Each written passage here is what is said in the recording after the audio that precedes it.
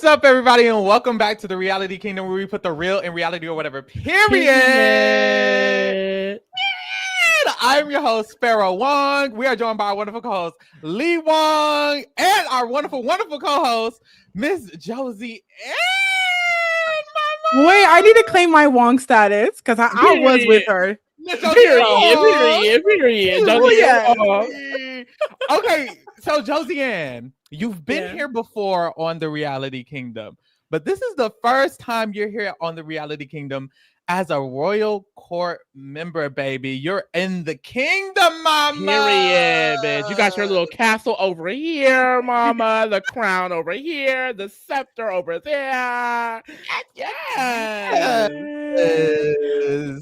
No, it's so crazy. Like I've come over and I've just loved y'all and the community and like I don't know. It's kind of a blessing, to be honest, because it feels nice to kind of be a part of it in a different way as well, not just like a guest coming on, but someone who's a part of it. And I'm excited to chat with y'all and be a part of this and like all the other wonderful people who are now in this new cohort reign, the royal court, if you will. So I'm excited to take ownership.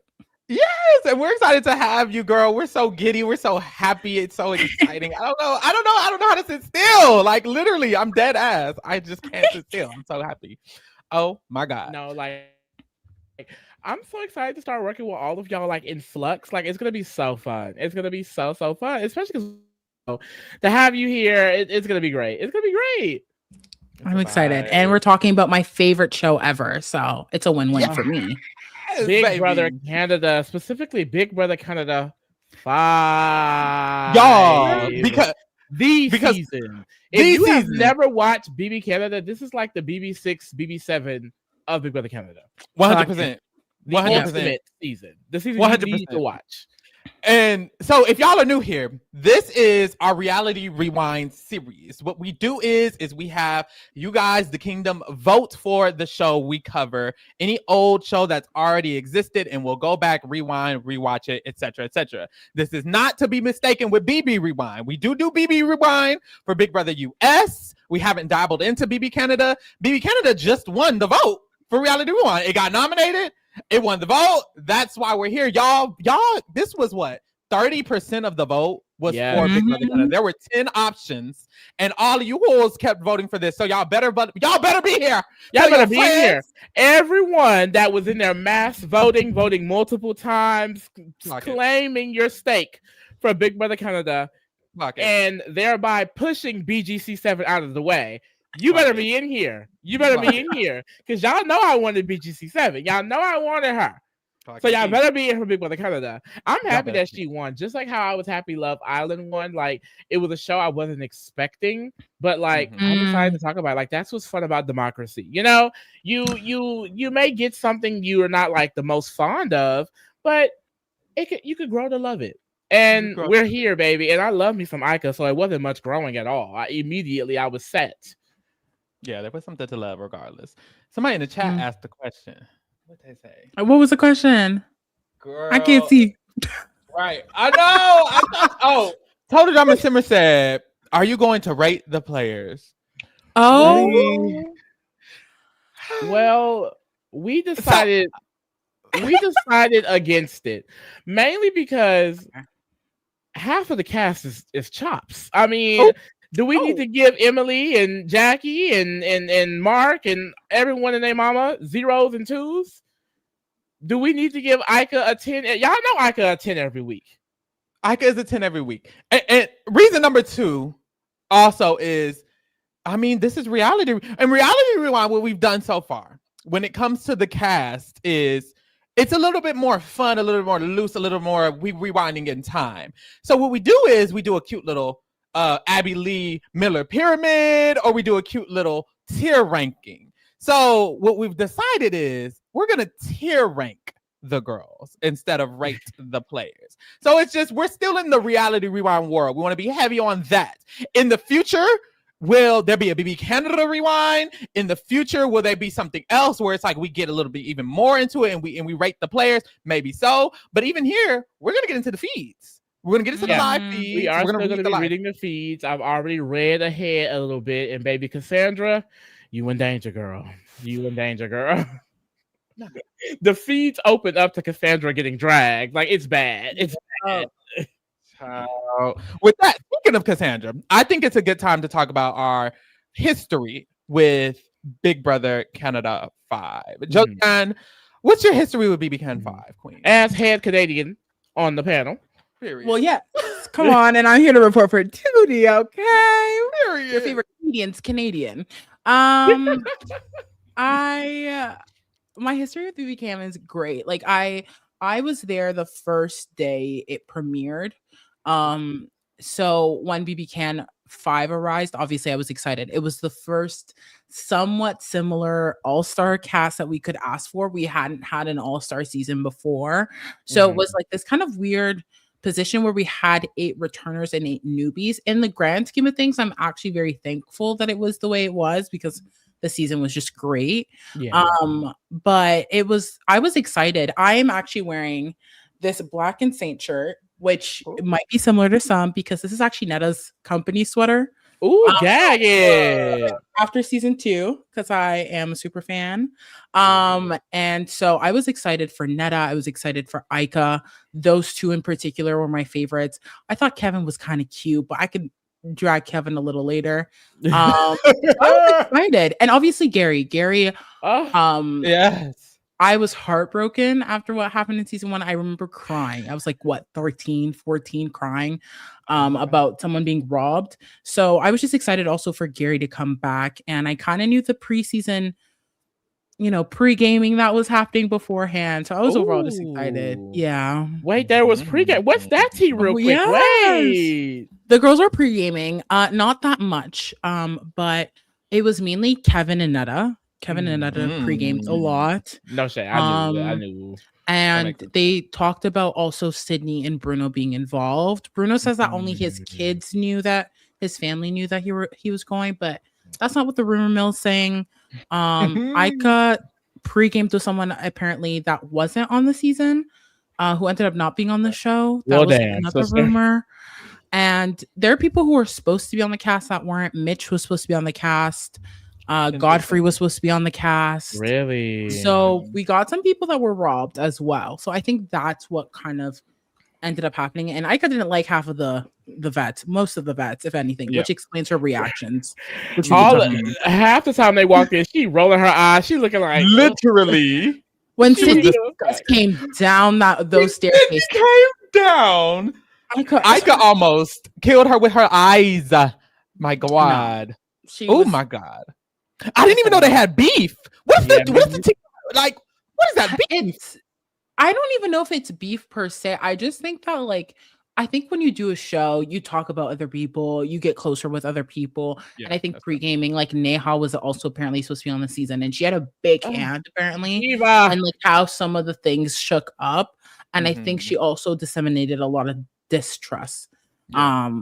So I don't know. I think some people were just closer to others.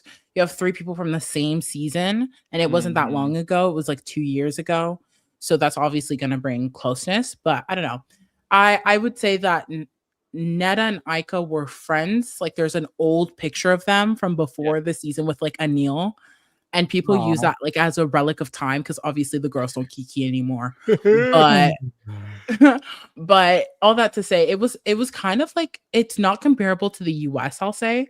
When you think of All-Star 7, the girls were pre-gaming like no one's business.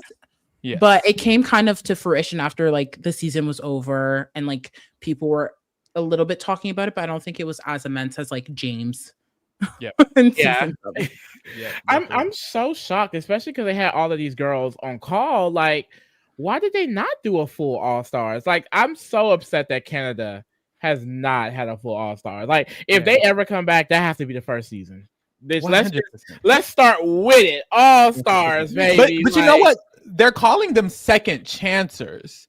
So if anything, I guess it would have been like a second chance season, because this cast is like, no shade, some of the girls was pretty jury, and All Stars can mean anything. Yeah, All Stars can mean anything. I mean, check Drag Race and the Challenge, girl. Anybody who played an All Star, and they are stars, but I definitely think like they started saying that second chance word a lot, and I'm like, is it because you feel like they're not heavy hitters enough? Like, why are y'all harping on that so much? Well, is Dallas a heavy hitter? At all. Let's be real. Let's be real. And that's no shade. And I'm so mad that they get 2 from each season, and then we have only Gary from his, and then you have 3 from number 3. Yes. Like, excuse me if I'm wrong, Josiane, because you would know probably better. Was BBcan 3 like a shift in Big Brother Canada universe? Like, why are they getting 3? I remember it being popular because even I watched it, but I'm like, was it the biggest? At the time, like when I'm trying to think about it, I think 3 was up there. Like 3 was really up there. Like even when I look at all the seasons, like 3 is one of the best seasons of Big Brother Canada, to be so for real. I don't know if it's also because I feel a type of way about the winners, but and like that journey, like we have the triple eviction created and things of that nature. Like I think it was just one of the best. Like 4 to me was really mid, but it was the most recent season, so I feel like they had to bring 2 people. I think 1 is really good. If all in all honesty, I was surprised Peter wasn't on the show. I kept saying that. Paula or Alec or even Topaz. Like she was iconic. I don't like Jillian and Emmett. No shade. But even Emmett, I was like, you got Dallas when you could have got Emmett. No shade, but that's how I felt for sure. Yeah. No, yeah. I think I love me some Big Brother Canada. Like I first got introduced to Big Brother Canada through Pharaoh. Okay, so when me and Pharaoh first became friends and we got into BB16 together, he introduced me to the world of Big Brother. Like fully, like that's when I knew about the online community. That's when I knew about live feeds. That's when I learned about Big Brother Canada.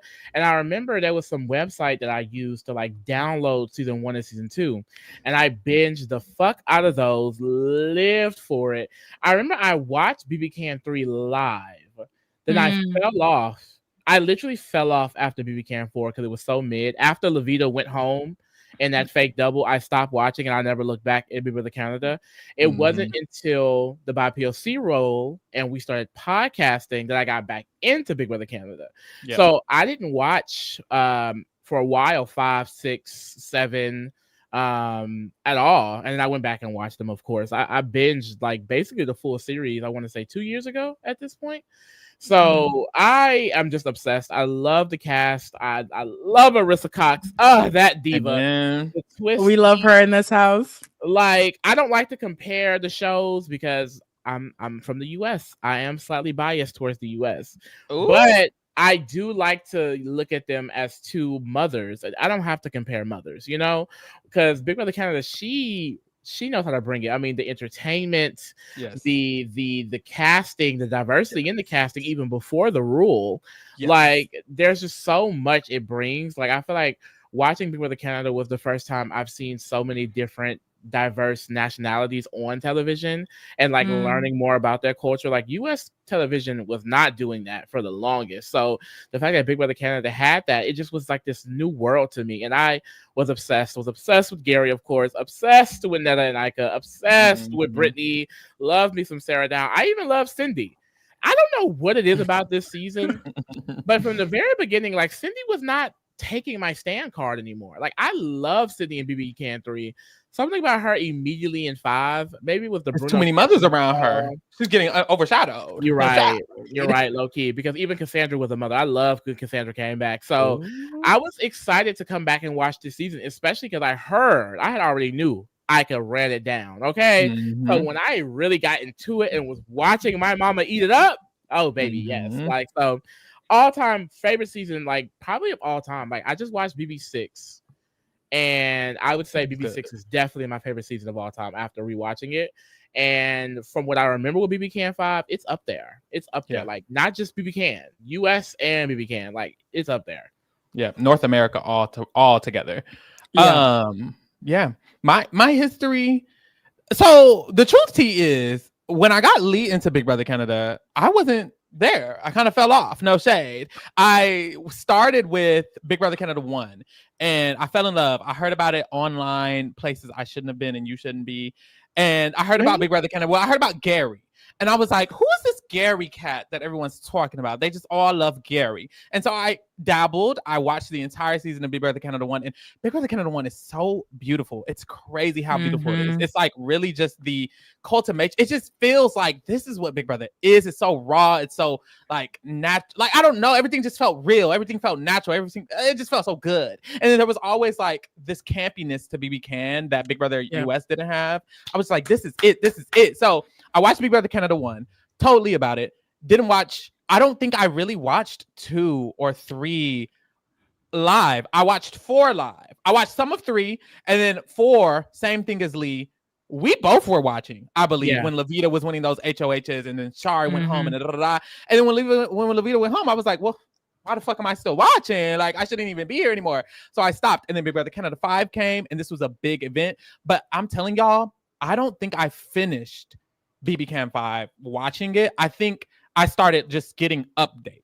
I watched the first couple apart, and then I started getting updates, and then I fell off of Big Brother Canada altogether, came back for BBcan 9 with my man Tyshawn, and then from then it was like I was in love again. But this season, I can't say that I know the boot order. I can't say that I know the intricacies of what happened. Like, I know thank you Canada and shit like that, but it's like this is gonna be a fun experience for me. I fear like what's gonna hop on. No shade.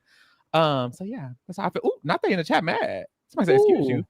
I don't know. This says excuse you. Oh, you talking to me? But hey man. Right, like hold on, wait, I'm sorry. I'm gonna get into it right now. That's what Reality Rewind is for, though. Also, like with, like Lee said, with Love Island, we had never seen that. We were never going to see it. And it's never no shade. So y'all voting it is like, we get to really experience these things that are history, like reality TV history. And this is reality TV history, baby. So we're here. Let's get into it. I mean, honestly, 3 in a row. Jersey Shore, Love Island season 6, and then this. I'm like, that's a good run. I'm so sorry. That's sickening. Heavy hitters. Sickening. Y'all. Let's get into this motherfucking week. What the fuck is we waiting for? Mind you, half that first episode was just introducing the cast, but something about it, I don't know. Big Brother, they kind of get me with that. Especially when it's a rewatch, because it's like, I know I can just watch more. Because it's like, I don't know, I love a good cast introduction. Like, let's make this an event. That's what I love about Big Brother Canada.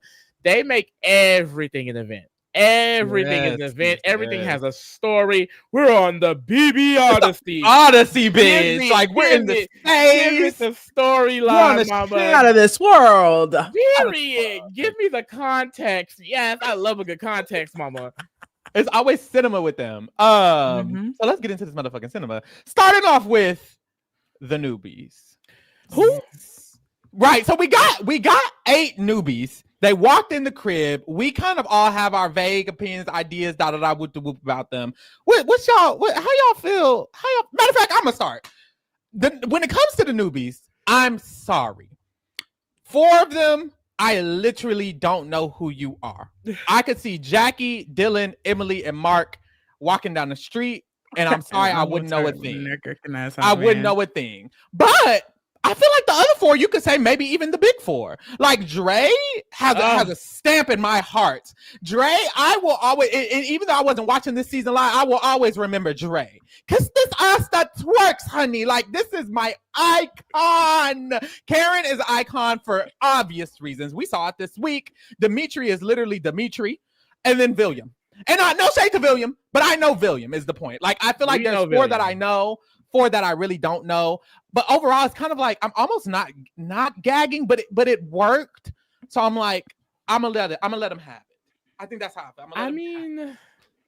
Worked is a strong word. She's really lifting that sentence. I mean, it works, but I feel like most of the newbies I'll see on this rewatch. But from what I remember, none of the newbies really put in the work. It was all of the veterans. And like, I mean, because if we run through it, like William, no shade, William was just, Kevin's little twink. And I too would love to be Kevin's little twink. I would. But, Karen, icon, queen, mother, legend. I have nothing negative to say about her. That's my mama. Jackie, who? Dylan, Who? Who? Emily, who? Mark. Who? I mean, Mark is the first man to go home first in Big Brother Canada. He made history. That shows how irrelevant he is. Oh, okay. History. Damn. But if we get into the big girls, because the big girls for me is Dimitri, Karen, and Dre. I already said, love me some Karen. Dre, that's my diva. That's my sister. That's my mother. I resonate with Dre. I feel like if I was playing Big Brother, a lot of the things Dre was doing is something that I would do in the game. Just I love how low he is. I wouldn't come for Ika. Okay. I would go follow to Ika and lose gracefully. Lose gracefully is crazy. I would tell them to vote her. Vote her when we get there. Let me shut up. And then Dimitri. Now I'm gonna keep it cute. I'm gonna keep it cute because Dimitri Ika is my mother. That's my. You better watch it on Ika's I'm gonna keep it cute. But I didn't remember Dimitri being this fine. I didn't remember Dimitri looking. Didn't remember.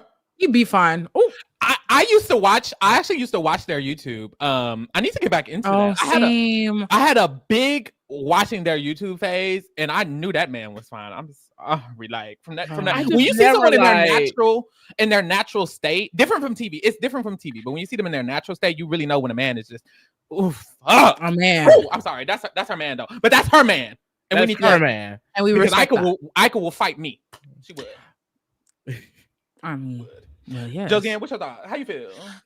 I remember loading the screen to watch this cast like on the first time on like the Big Brother Canada.ca website, and I remember having visceral reactions to Jackie. I did not like her. Like I genuinely did not like her. So annoying on this premiere too. She was like, I'm gonna bring my fiery side. I was like, okay, girl, bring it. What? And then she was like, yeah, it's not my fault. I get along with guys better than I do girls. And I said, ew, red flag. Like when I know the term girls girl gets used all the time, but like I genuinely am for the girls.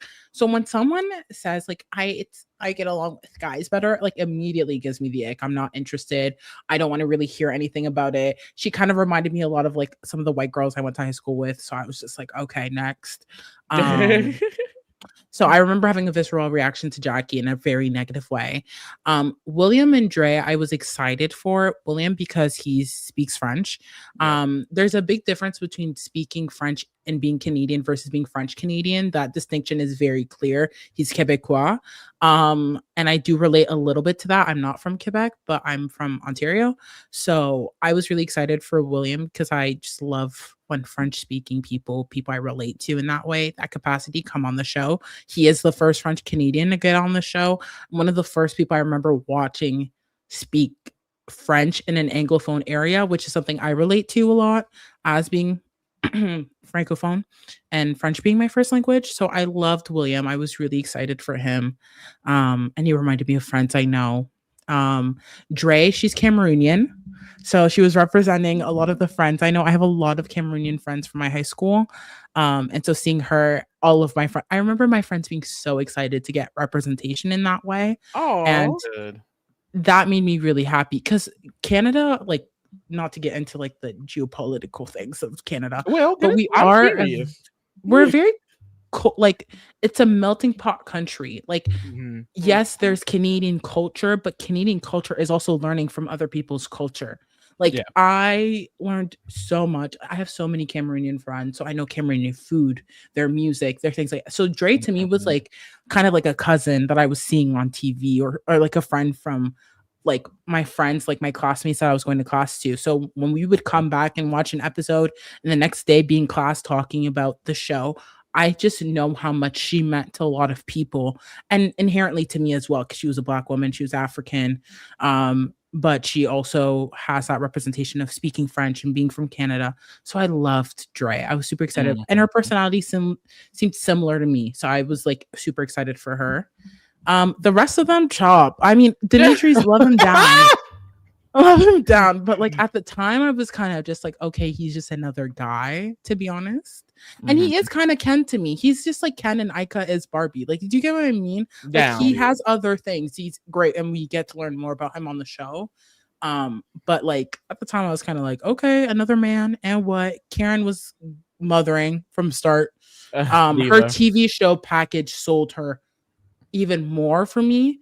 at the time I was like, she's higher up. But when she did that wave thing to the camera and that becomes like a viral gif that is used throughout the entire season, like I was like, she's mother. So same top 3, I would say. And I just didn't like Jackie. As you shouldn't. I am curious. A quick segue, because I feel like when I watch Canadian television, and they cast people from different cultures, it seems like in Canada as a whole, maybe communities from different countries are able to come over and still kind of stay within their community. Not saying that it doesn't happen in America, but I feel like you see a lot of first and second generation of kids of immigrants. They kind of become Americanized. Do you see that in Canada as well? Is there like second, third generations of kids and they're like just a generic Canadian person, or are people just more cultured there? I mean, it's hard. Like I'll give an overall view on my opinion. People might have a different one, but I've had this conversation with some of my American friends where I feel like Canadians, I feel like, relate to Black UK folk and US. Like we are the middle of like the Black experience, in my opinion, because in the UK, I feel like a lot of them are a lot of Black people understand or have that history of like, I know where I come from. And that was taken from Black Americans, which is really unfortunate. And that's not out of your control. But because of that, you've created your own culture in a sense as well. Right. So that's why I understand sometimes the discourse where people are like, I'm just Black. I'm not like African American. Like I don't take that. I understand how nuanced that conversation is. Right. And so in Canada, because of proximity to the US, we do relate on a lot of cultural things on a like Canadian American standpoint. Whereas I feel like sometimes with like Black Brits, it's the understanding of like, okay, like maybe backgrounds or similar culture. Like I'm a first generation Canadian. My parents immigrated here from Africa. So, and a lot of my peers are like that. Like in the GTA, like the Toronto area, a lot of people are first generation Canadian, maybe immigrants themselves. And so we get access to a lot of people's cultures. Like a lot of my friends in my master's degree, for example, are a lot of international students. So I learned a lot from them this past year about Asian culture. Like that was something I wasn't too familiar with, but I learned a lot from them in that sense. So I feel like in Canada, we have Canadian culture. We have cultures from our backgrounds that we bring as well. And then we also have American influence. So we kind of get, it's really when we say the melting pot, like Canada is a melting pot. Like it's culture on culture on culture. And that's something I'm very thankful for. And I think that gets reflected also. And Canada is so vast as well as a country that we're also vastly different. Like, I don't know if we have too many of those conversations in this season, but there are other seasons where like we shine a light on people from the East and the West and Indigenous people. And we have those conversations because Canada is so big and there's even so many different subcultures within that. So it's very interesting. But we're very open to culture and understanding other people because there's so many immigrants in Canada as well, which is beautiful.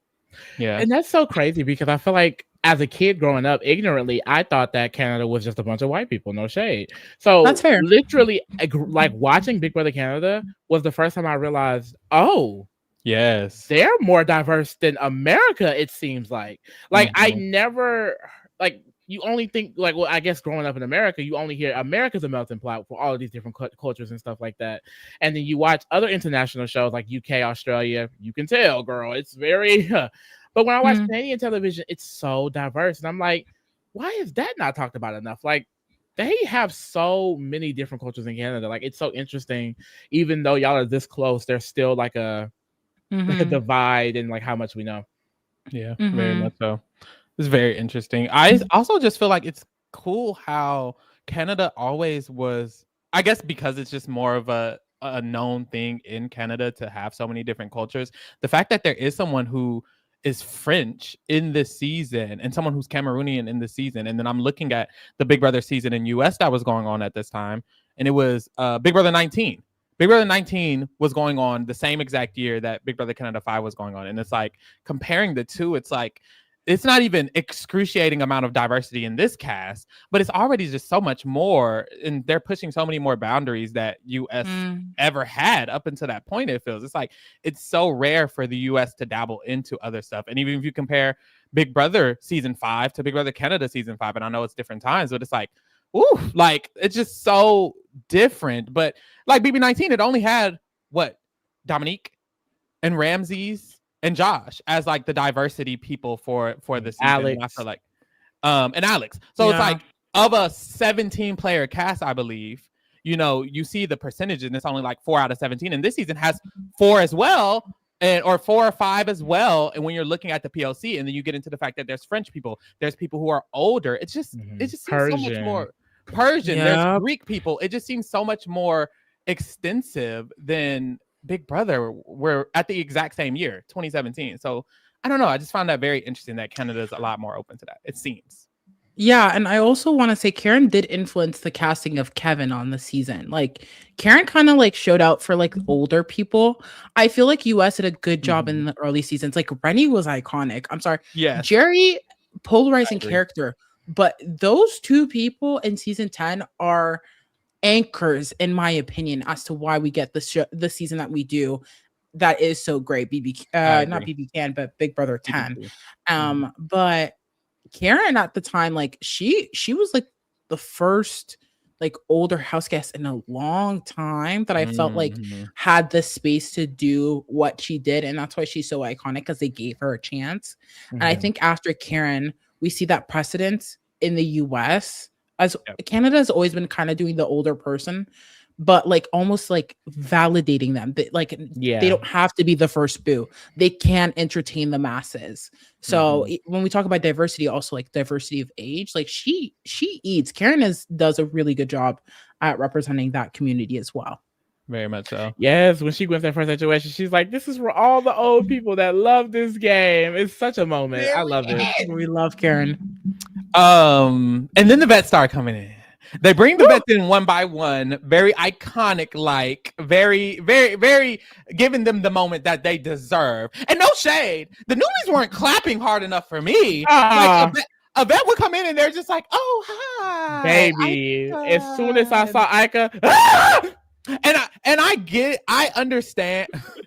Please, I understand. Like some of the girls, it's like, "Oh, girl, you know, I ain't scared of you." But when Netta walks in and when Gary walks in, it's like, these are finalists. These are people who made the final 3. These are people Gary won a season. Like, y'all better praise the king. What is y'all doing, mamas?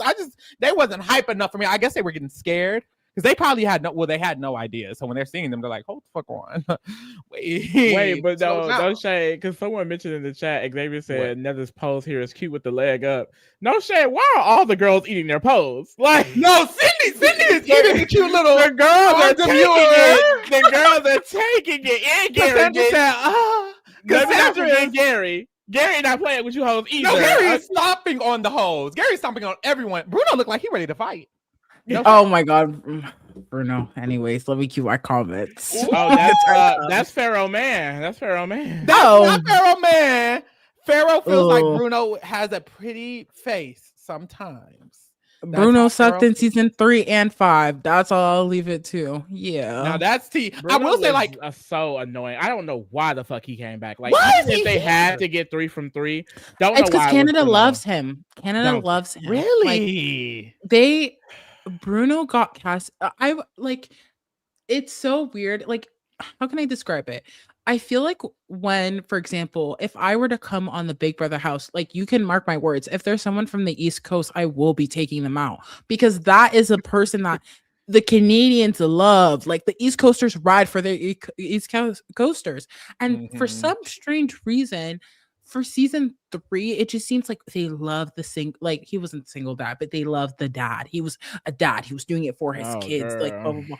And I think that got him a massive fan. It's that I personally just don't resonate. Maybe it's because I'm not a parent yet. Like, maybe in a few years I'll look back and think, wow, I love Bruno.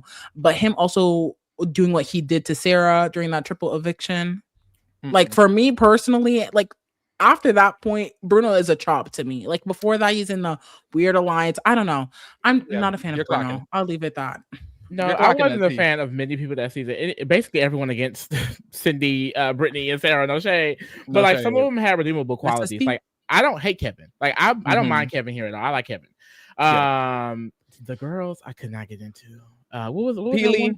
Peely was a chop. Ashley, shout out to her in those 3 vetoes, but chop. Sorry, I chop real. Her. Like that whole alliance, the Chop Shop was ass, and then the Showman alliance was ass. Like that is the one BBcan season. Like no, it had to have been huge because I remember so much from that season. Like it was good. There was good twists. Like aside from how Chop like some of the house like. Some of them were at the end of the day, the dynamics, the like a bunch of showmances.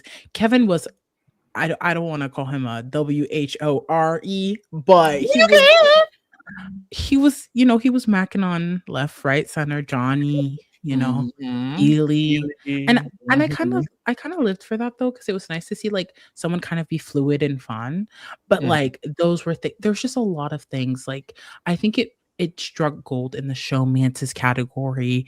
Like the blindside Cindy with an S was just kind of iconic. The SSB, the secret power veto, like kind of like that coup d'etat moment. So there was some things in season 3. Like I'll give her flowers. There was some moments, even though I didn't like some people. There was some moments. Speaking of not liking no people, I no say that when it comes to this group of veterans, I feel like I'm here, but they're losing me at places because Bruno, I was never a fan of. Who is Dallas? And that's genuine. Who is Dallas? Like out of everyone, he was in season 4, right? Yeah. I'm like, where is Joel? Was Joel not available? Oh, I love Joel. Good pull. Joel. I mean, I would have took one of the brothers at this point. I mean, I'm just like, oh no, Dallas. I thought Mitch was going to be on the show. Like I was convinced I'm gonna take this cancer out of this house. Like that's an iconic moment in that season 4.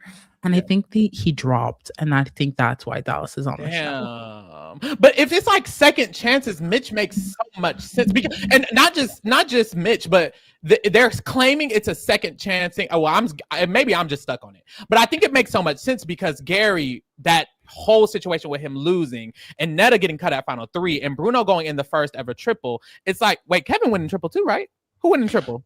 Bruno did not go in the triple. It was just Kevin. Yeah. Oh, it was just Kevin. Yeah. Kevin went in the triple. Cindy, she came back, went right back home. You know, it's like these people have all of these moments. Ika with the letters. It's like everybody makes sense, and then you get to Dallas, and you're like, why are you here? Like, I'm very confused. I think he's the only one that I'm like, why are you here? Everyone else, super iconic. I literally love all of them except Kevin. I didn't love, but I didn't hate, and I didn't care for Bruno and Dallas. It's like we just needed to replace Bruno and Dallas, and we would have had an all-star motherfucking veteran cast. But this is still iconic. They did a really good job, I'd say.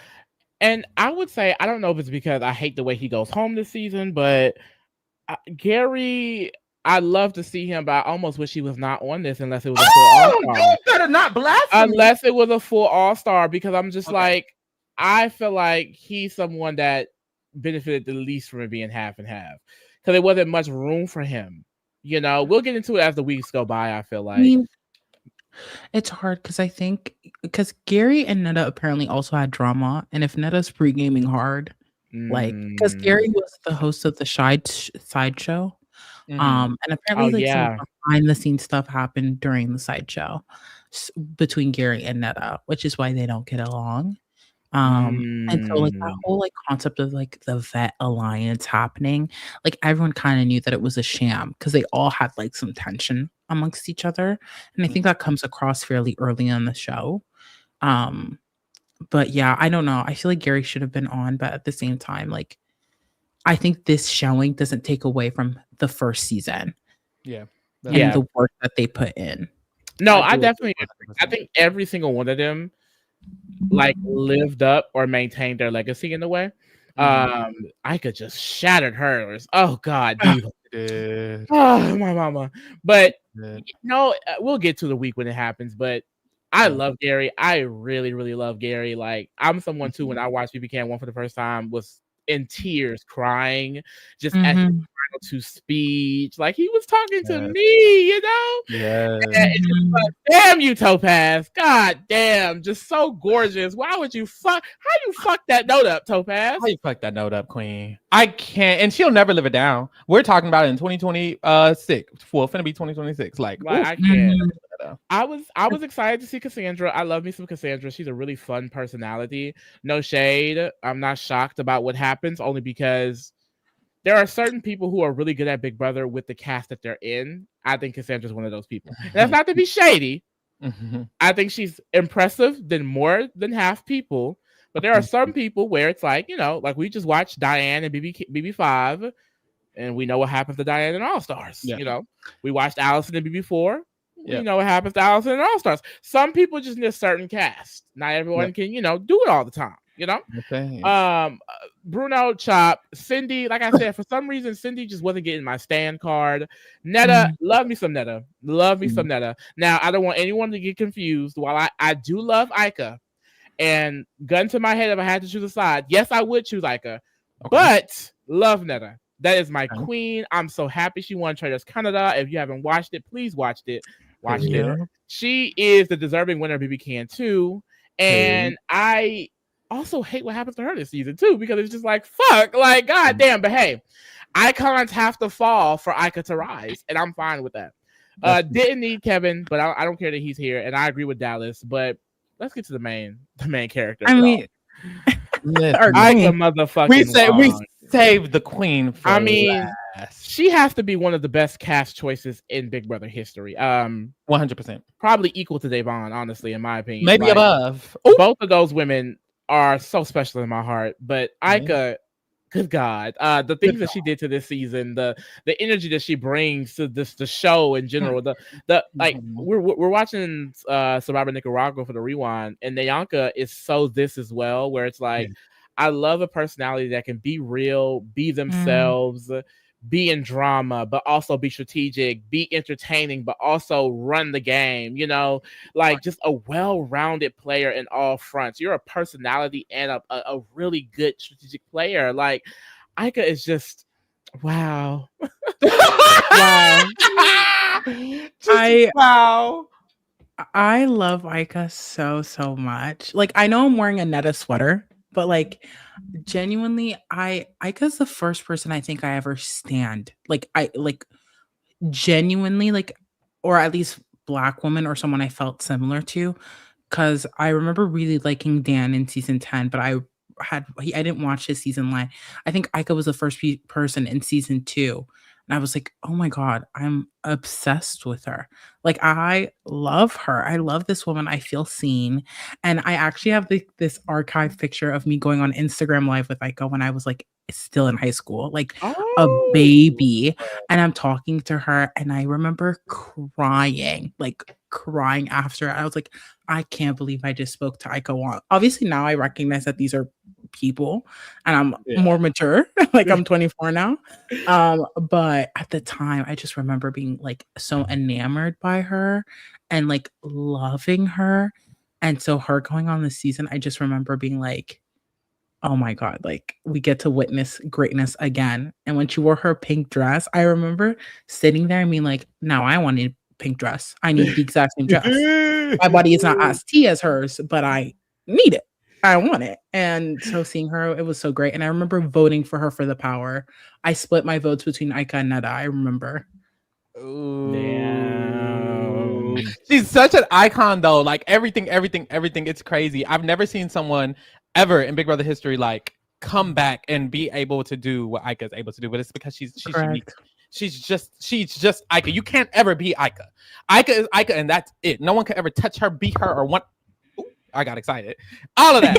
All of that though. Literally all of that. Oh, I'm so excited. All right. Like even when she like bestowed her presence on our podcast. Like when I tell you, I could not. In my head, I was doing jumping jacks the whole time, backflips, all that. Like all Jesus, like she retweeted one post, and I was like, like I love that woman so much, and she's just so real. Like the realest of them all.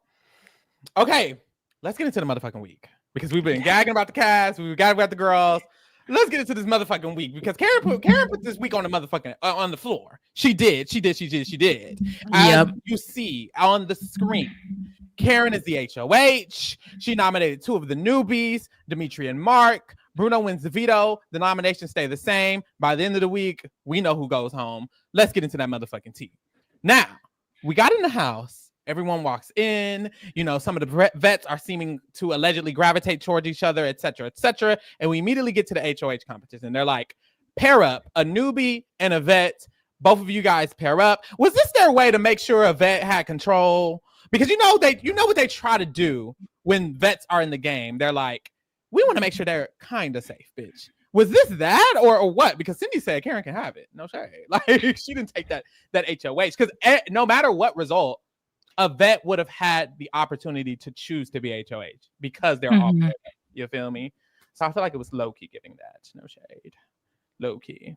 Just a little bit. I mean, I will say the pairs were randomized. They said they were randomized, so they didn't get to pick who they were with. Okay. So that was one thing I was like, okay, but the fact that someone is guaranteed safety regardless, like, yes, Karen wins HOH, but Sydney is safe. Like a vet is safe. But I thought it was very risky on Sydney's part to give Karen HOH. If I'm a vet, I'm sorry. With this big target, this flashy red target, I'm taking HOH. I thought it was very bold of Sydney to give HOH to Karen because, you know, Karen, she kind of flips with the win. The win, so. Baby.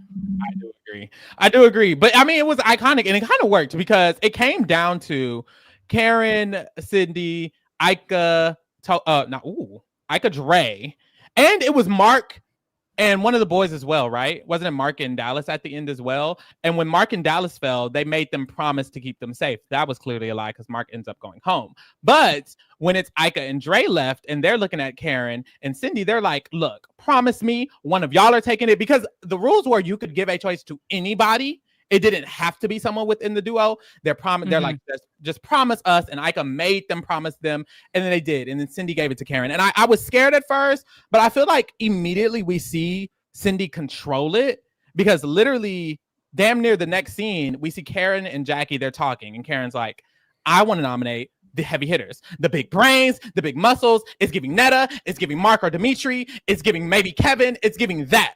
And then as soon as she talks to Cindy, Cindy shuts that shit down. So that's why I'm like, is Cindy not a good player? Like, I don't know. Her convincing this, she controlled it. Did she give her the HOH? But she controlled it in my mind. Like she ate this.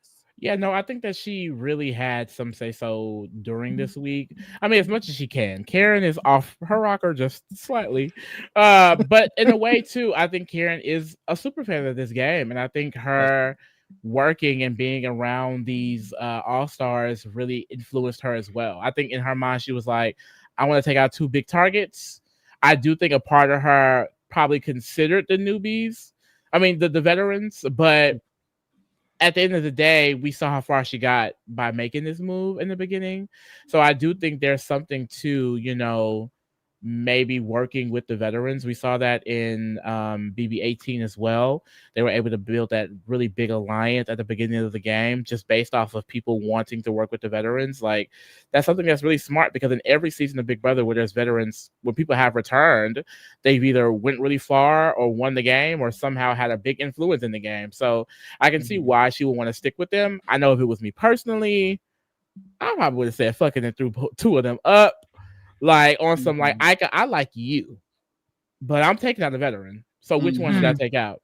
Yeah, like that's how I would play it. Yeah, Cassandra, I like you. Gary, I like you.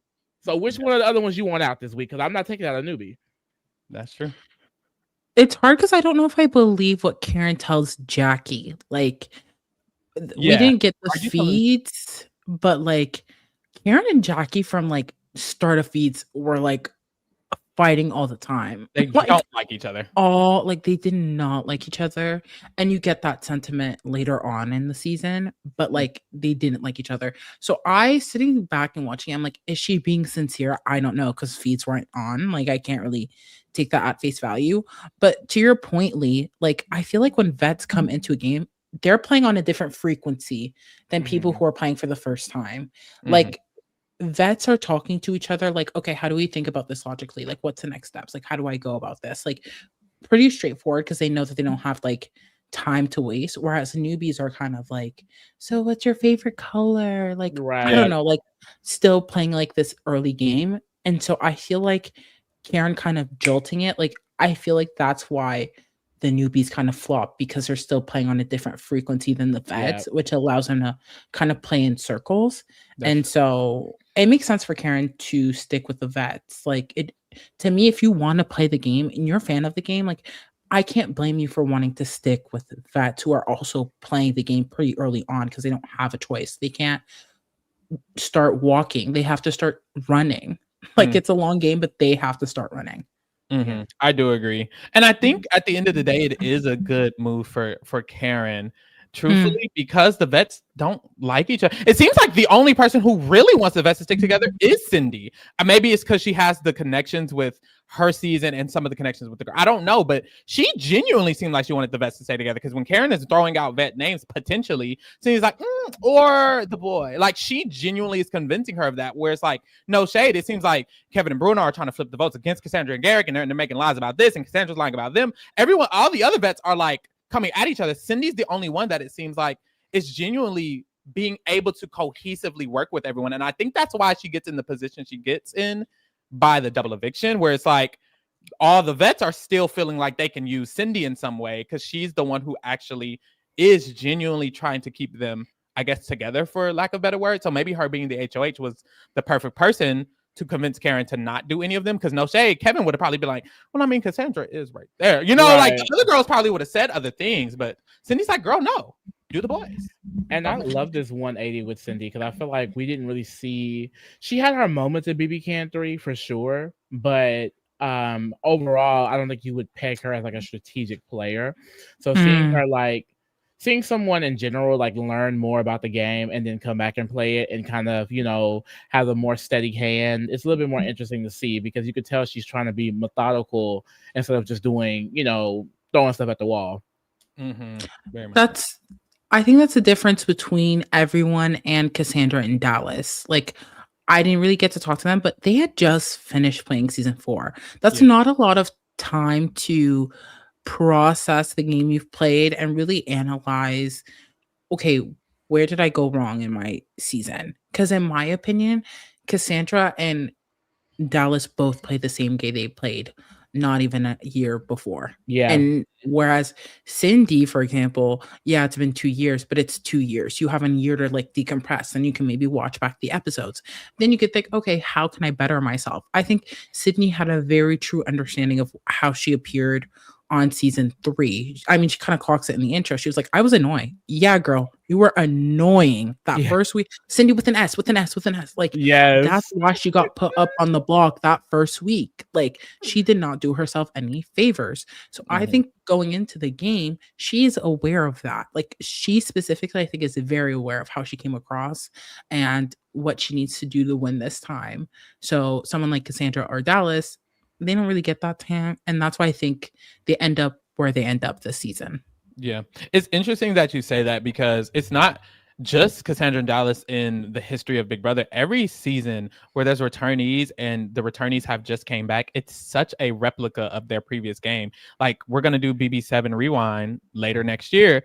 And from my memory, Janelle, James, all of the BB6 players, they're playing the exact game to the point where they're getting the exact same placements. James and Howie and Kaser and Janelle all get about like either one placement off or their exact same placement from the previous season. They're so similarly playing the same way. And then we see Paul, BB18 to BB19, baby, same fate. Quite literally the exact same vote count at the end. Like, it is so similar when you're coming right off of a season and playing right again very next season. I think it's dangerous. Honestly, I think it messes you up and it makes you have zero growth. And also you're like so connected still to the previous game that you're like in that, like, your flow state of Big Brother is still going by the time you're back in the house. And now you're in that same flow. I feel like Cassandra's playing like she's in the final 4 of BBcan 4. And it's like, baby, now you're at the beginning of BBcan 5. You have to start back at the beginning because she's trying to do all this control and and you're going to do this. And I'm going to make you say this so that you could get, hold on. That's final 4 shit. Baby, we're on week 1 But that's the thing with Cassandra. Like, she said she was going to play exactly like BBcan 4, and Cassandra was doing that in the early weeks of BBcan 4. The game that she's playing is what she did in BBcan 4. It just worked in BBcan 4. And that was to my point earlier when I was saying some people are good players within their season, but when they try to replicate or even try to play another season, it doesn't work out as well just because this is a different group of people and you can't just do the same thing. Like, we saw some things she did even this first week that were successful. It shows that Cassandra is a successful person and getting what she wants. It's just with all of the vets that she's playing around who also have beef with her and do not trust her, it just kind of crumbles. And you can tell, like, Cassandra, she's on this high horse because she was the fan fave of BBcan 4. People were comparing her to Netta.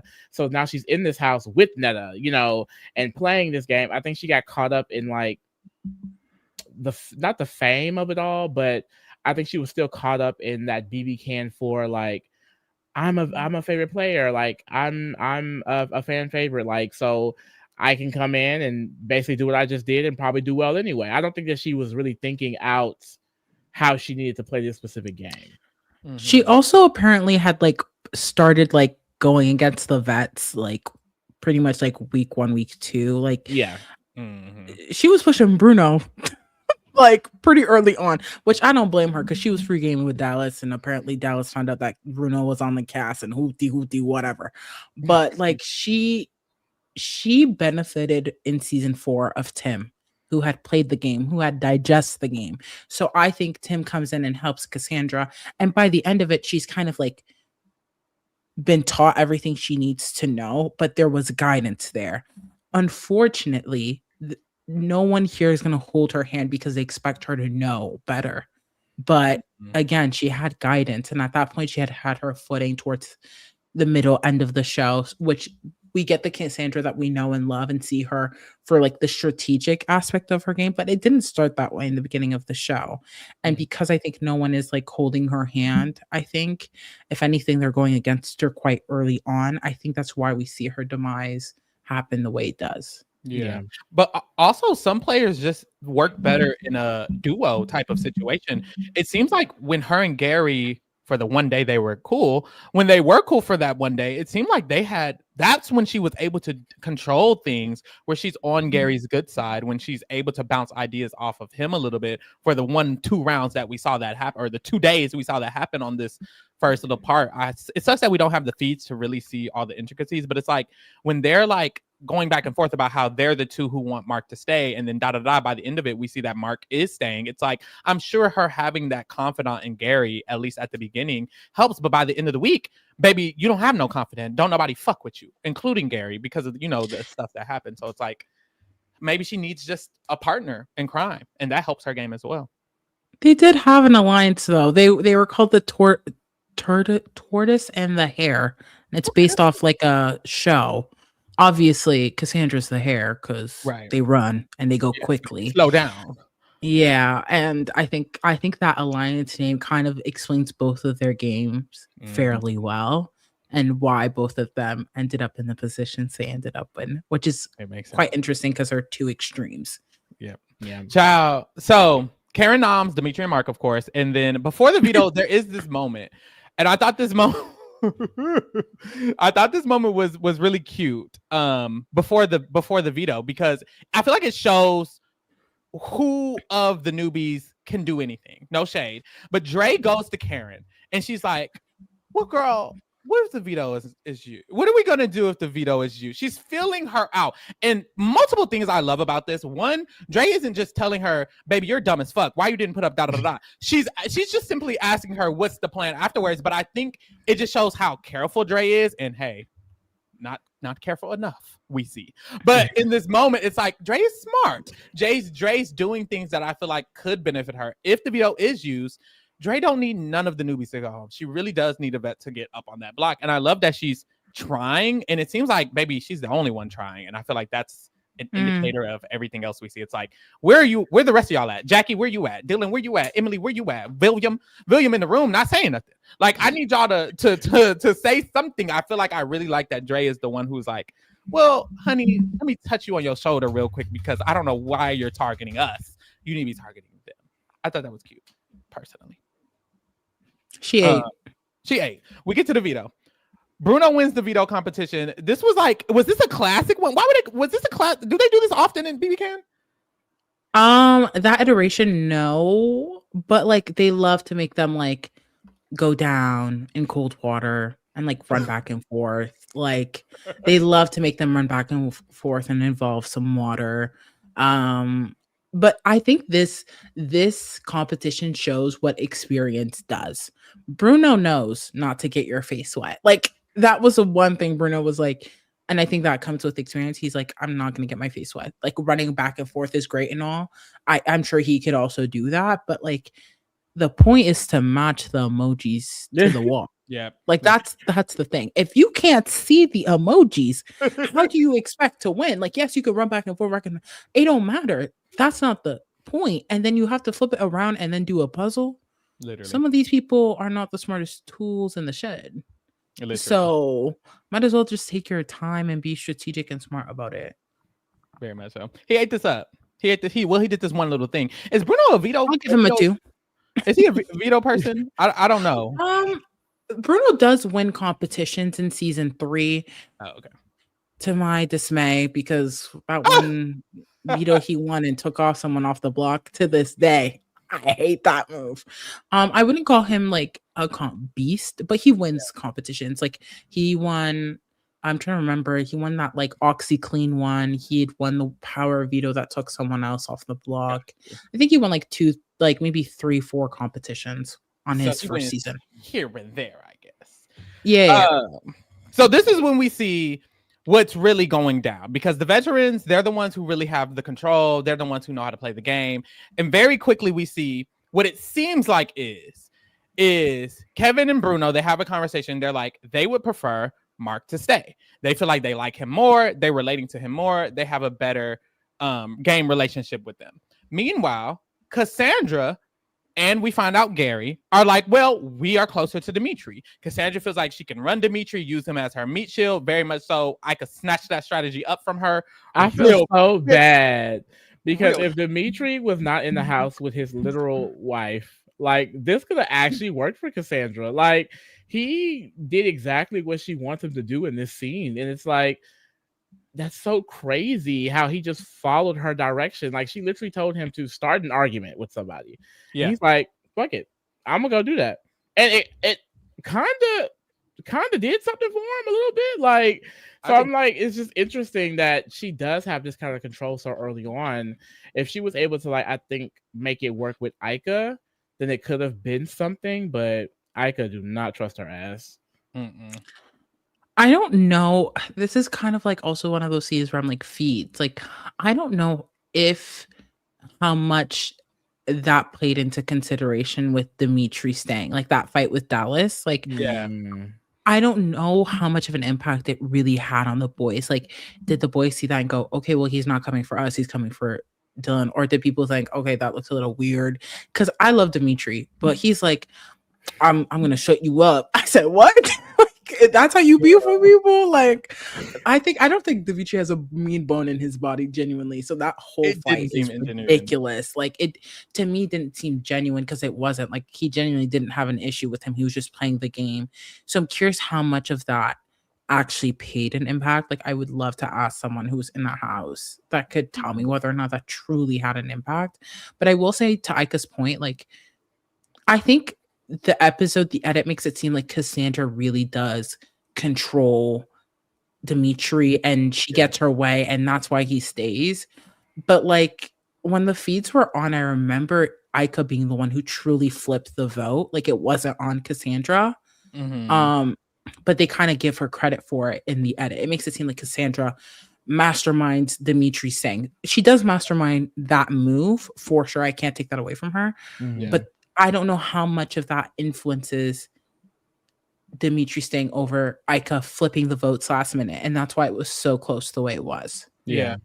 I agree. It's so interesting because in this moment, because on the screen, I have Ika with Gary and Cassandra, but in this moment, allegedly, it seems like Cassandra and Gary are the only ones who want Dimitri to stay. It seems like we don't really know what Ika, Netta, and Cindy feel, kinda.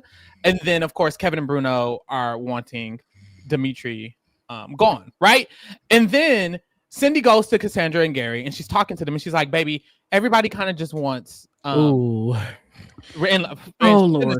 she should have never said everybody. That was her problem. She should have never said everybody. But she says, look, everybody wants Dimitri gone. Y'all are the only two who don't want that. So y'all need to basically fall in line. And she's not saying it in this way. I think she's saying it in a more, helping her friends out way. But I kind of feel like Cindy is genuinely wrong. And I kind of feel like Ika genuinely was not decided at all, because it seems like Ika this whole time kind of wanted Dimitri to say anyway. I mean, we know they're married, so I have hindsight, which is 2020. So it's like, it's probably just wrong. It's probably just not true that everyone wants Dimitri gone, Well, because we know Kevin and Bruno really want Mark to stay. It gives Cindy, because we know that the BBcan 3 have an alliance. So to me, I felt as if Cindy was just doing the talking for Kevin and Bruno. Like, well, that's kind of what the group wants, and really it's just Kevin and Bruno. Mm-hmm. And that's the thing. Cindy doesn't even want it because, who knows? But it's like, I don't think Cindy even cares that much. I think she's just speaking for them, right? I don't know. I think there's like a few things that play into it. For one, Mark is a handsome guy. Let's be for real. Okay, Mark is a handsome guy. He's from Alberta, side eye, but he's a handsome guy. No shade. Canadians understand why I side eyed it. The real Canadians understand. It's like, what state could I compare Alberta to? It's like if Florida and Texas had a child. Oh, y'all got that over there? In a negative way. That, in my opinion. I don't know if it was you, but someone, a Canadian on the podcast said that it's like that's where all of like people in Alberta want to be Americans so bad because they're like Trumpies or like blue collar kind of. Yeah, they're kind of I don't want to compare them. Canadians. Let me say something. Trump did his big one in a negative way with those tariffs, so I don't want to compare them like to Trump. But I will say that they have similar values. Like, had the tariffs not happened and Trump called Canada the 51st state, like, they really got done with him after that. Oh, girl, we really don't like. We won't talk about politics. But let me just say, those comments really. One thing about Canadians, like, we unite on. Like, you play with us. Anyways, all that to say, he's an attractive boy, and I think we see it in the episode. And it's like when Mark comes out, he's glistening. Mm-hmm. Like, Cindy was also flirting with Mark quite heavily, and so I think that contributes to him being so likable. Right? He is the natural showman's archetype, and obviously, girls are going to gravitate towards that. That makes sense. Mm-hmm. So I think that plays a factor into it, and I do think that Kevin and Bruno like boys. And I think they realized that between Mark and Dimitri was gravitating towards Cassandra, towards Gary, towards the girls, which they didn't necessarily like, because say what you want about Bruno or Kevin, they are strategic, right? Like, you want people who are more on your side. They think about it. They think. You want people more on your side than on your other friend's side, because, like, let's say they won HOHs and the number dwindles, like, you're in trouble. So I think Dimitri's closeness to other people is what turns them off, which is why they're like, Mark's a good guy, hockey and stuff. Like, who cares? Like, genuinely, who cares? Mark was offering nothing in the game, and he actually really does do his big one, like, negative, to make sure that he seals his fate to go home. 100%. So, like, I don't know. I feel like those are the factors that come into it. And I think Sydney wanted to keep Mark also for selfish reasons. Mm-hmm. So when she goes up to them and she's like, I'm doing you guys a favor. No, she's not. She's trying to manipulate the situation. Like, it comes across as like, I'm your friend. But like, genuinely, she's just trying to push her agenda. Who's everyone? How all of a sudden? That's why Ika gets mad. And I'm so glad that, like, one note aside, I remember watching one of the only podcasts that was covering the show, and they made Ika look like the villain. She's doing too much. She's being aggressive. Like, how dare you tell me how I'm voting to then make me look bad? Because Cassandra and Gary are like, why? We're alone. We're isolated. They're supposed to be cool too. Exactly. So that's that. Ika's crash out is valid. Like, she's like, you talk shit all the time. Cindy. Like, stop. I love when Ika goes off.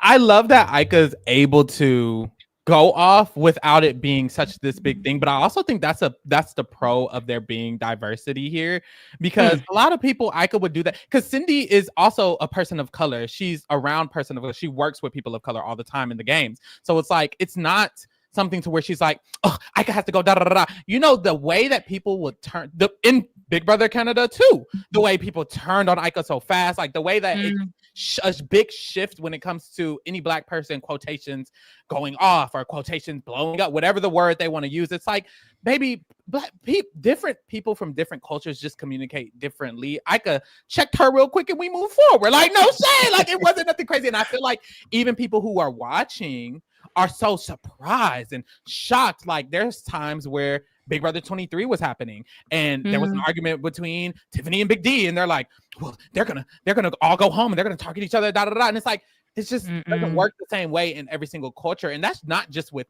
black people, that is with Asian cultures, that is with any type of different culture. People communicate differently with Persian people, anything. So it's just very interesting to see people's perspectives of that. But also it's cool that Cindy is able to have Ika low-key eat her the fuck up and still move forward. Like, I respect Cindy for that, because it's like a lot of people would have been like, Ika has to go, and actually we need to renominate. Like, calm down. Yeah. Well, it's also the game, you know, like Ika is on their side as of right now. It wouldn't have been the smartest to just turn on Ika out of the blue like that just because she went off. But also too, I think people know this as like, Ika, like, girl, do not get on Ika's bad side, or she will cuss you out. Like, you may get cussed the fuck out. And I kind of love that someone can be their authentic self and have these vulnerable moments and people can still accept them for them.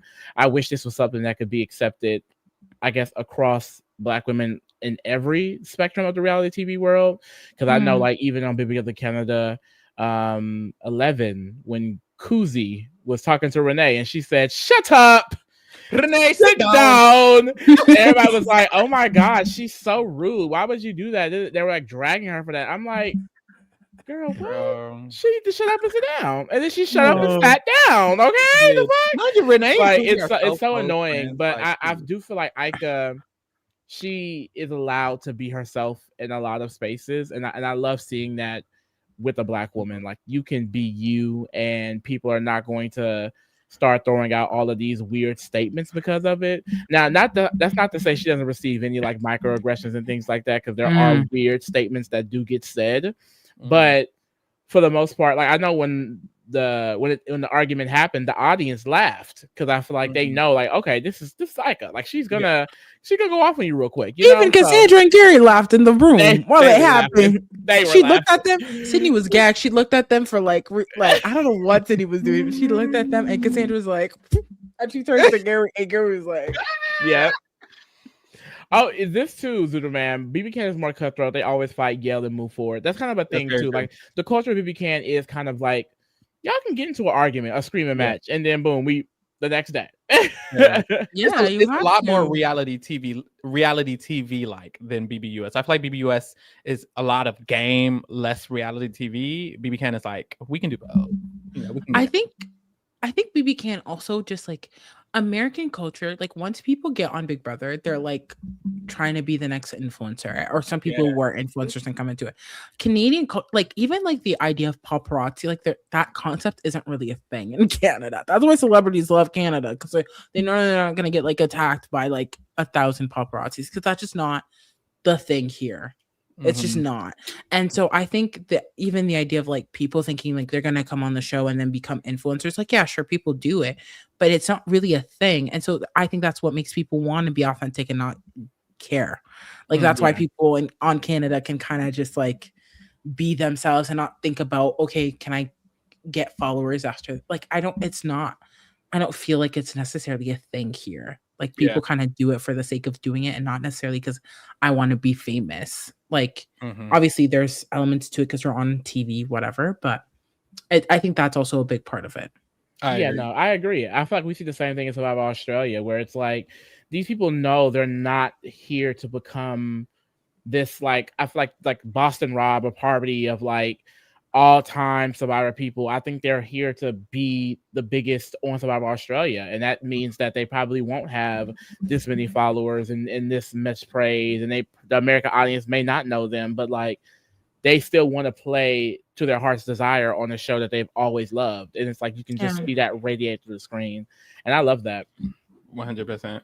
Another thing with Ika that I feel like is an interesting comparison potentially is like her being herself and playing this way reminds me of Rachel Riley on this last season of Big Brother.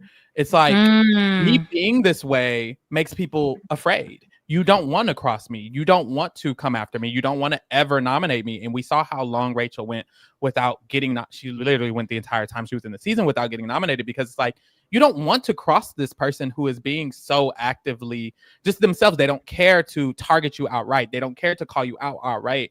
And it really does work. Like when Rachel did that strategy and she explained after the season that was the strategy she was doing, it just made me rethink like a lot of the times when returnees come back, it's like putting that pressure on the bitches, like I'm that girl. It really does make you like, hold on, that's that girl. You know, you don't want to come after that.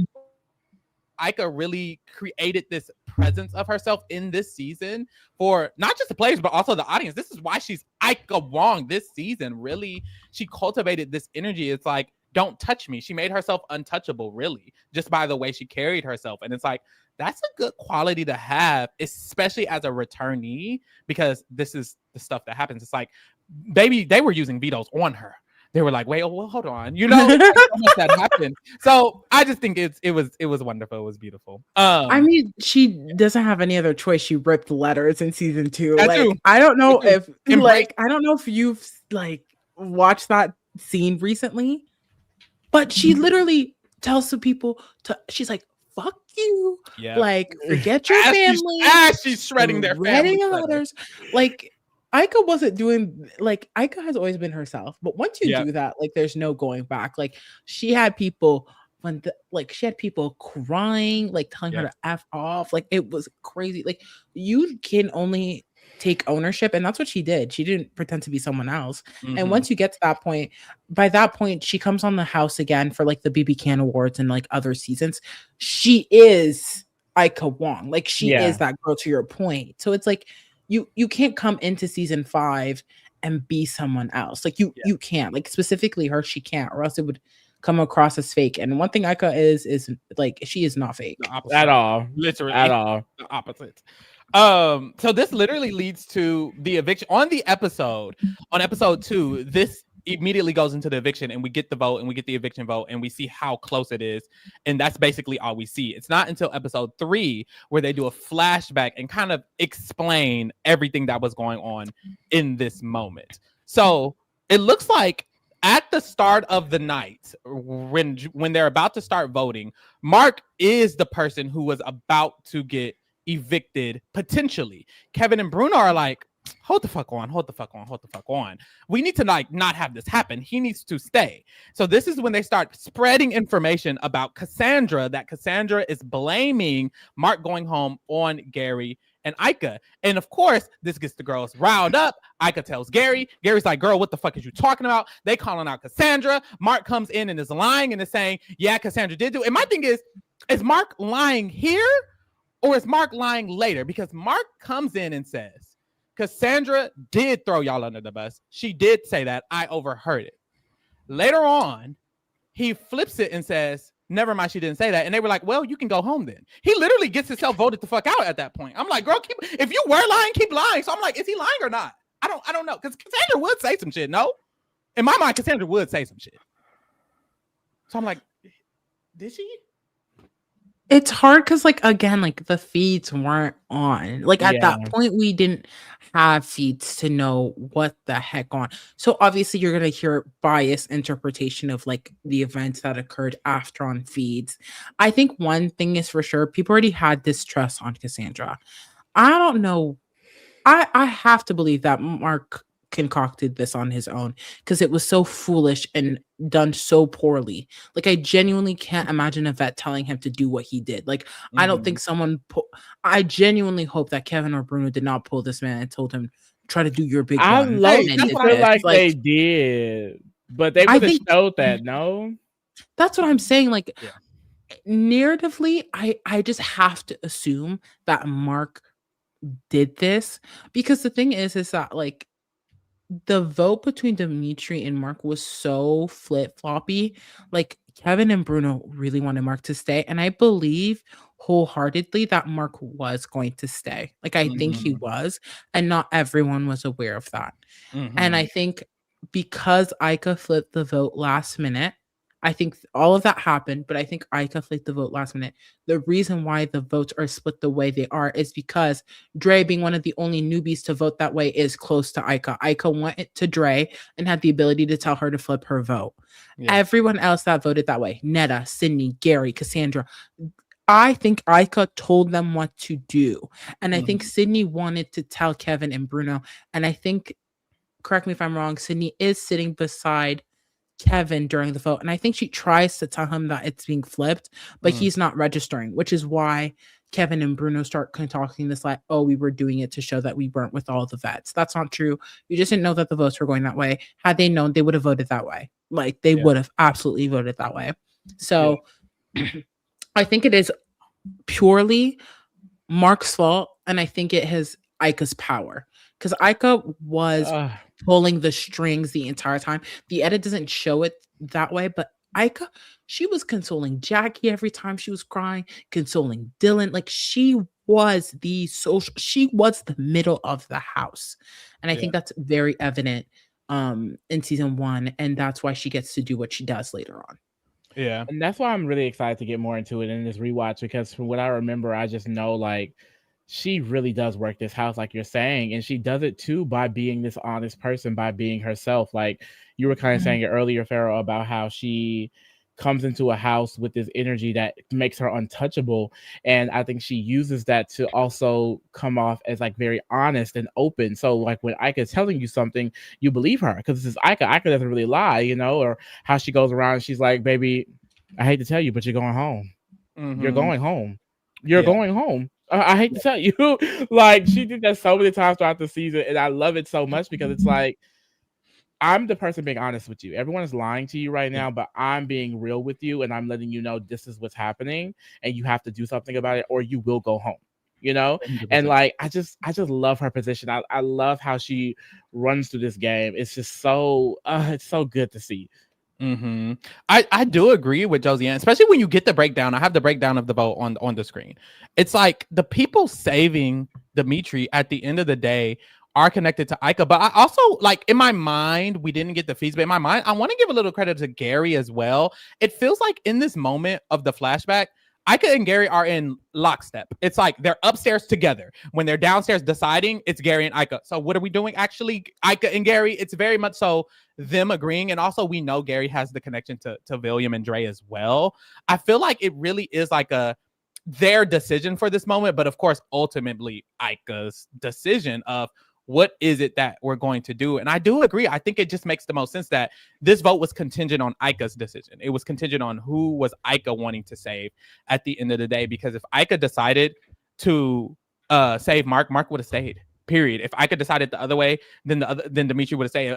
It was really just up to Ika at the end of the day. And I feel like this decision obviously is so important to Ika's entire life. Like her husband. Like really, this was crazy, but also just her BB game. She uses Dimitri for every ounce this man has this entire game, and I feel like this is just a powerful move for her specifically, because I mean, Dimitri for Gary's game isn't necessarily the best for like for a lot of people's games, it's not the best decision, but for Ika specifically, this was the move. Benefited her the most. I think what stemmed the divide is people's fear of Cassandra's control over Dimitri. That's why I think a lot of people are like, maybe we should keep Mark, right? So Ika comes in and she says, I can control Dimitri. Like, you think it's Cassandra? Like, trust me, I got him. And she does prove that later on. Yep. Like, she wasn't lying. Like, it's hard because like we don't know the early days of Dimitri and Ika.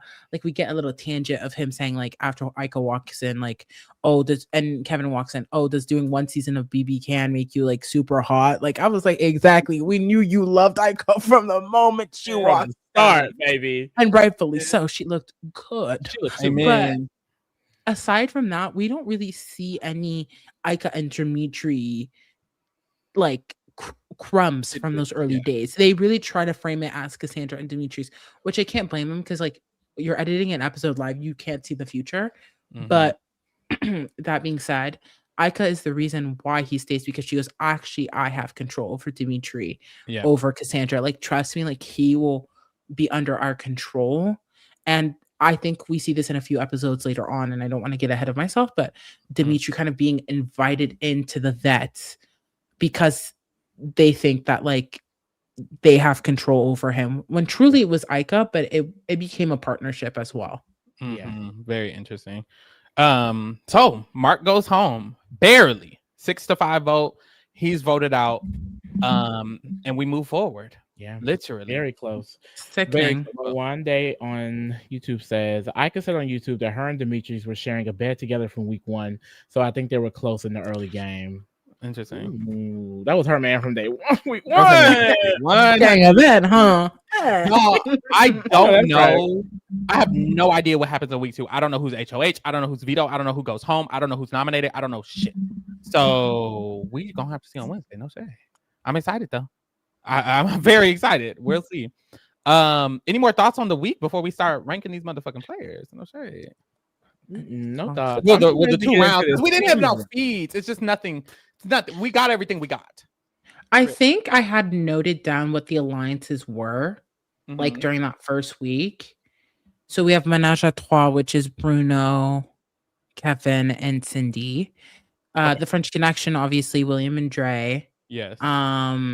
Vets Alliance. And then Dylan, Emily, and Dre. Or no, Dylan, Emily, and Dallas, my apologies, are like this. Really? Like, oh, isn't that a thing? Yeah. Week 1, they become very close. And like, I'll talk about it, but I think this is like kind of Dallas repeating history in some shape, way, and form. Ika, Netta, and Cindy seem like a 3, but obviously Ika's just connected to everyone. And then Dylan and Emily, I forget if this is if week 1 they got alcohol, because like I remember people were kissing, but I just can't remember if it was week 1 or week 2. Yeah. But Dallas kisses Dylan at some point. Oh shit, everyone's kissing. Yeah. Everyone's kissing. Dallas with the beard. I think Dallas with the beard does it with the bigger beard does. No, Dallas is hot. I'm sorry. Ooh. No, a little bit. Every time I watch this season, I go, "Oh, Dallas." Oh, he's very just a little bit, man. He's very cute in the face. No shade. He's very cute. Let's talk about him. Kevin is kind of cute too. No shade. I think Kevin is cute sometimes for me. Sometimes I see Kevin and I'm like, not for me. He just don't do it for me. I would, if he hit me up and it was available, yes, which is very available. But he has that like boy next door charm, like a little bit. I like that he's bisexual. That like turns me on. I'm like, ooh, word.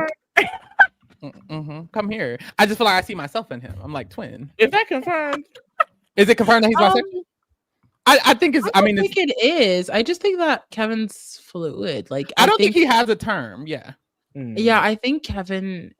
I think in the TR never says anything. He just says like, I like William, or like in season 3, I like Johnny, but then he ends up mainly with women. So I mean, like, I think he's just fluid.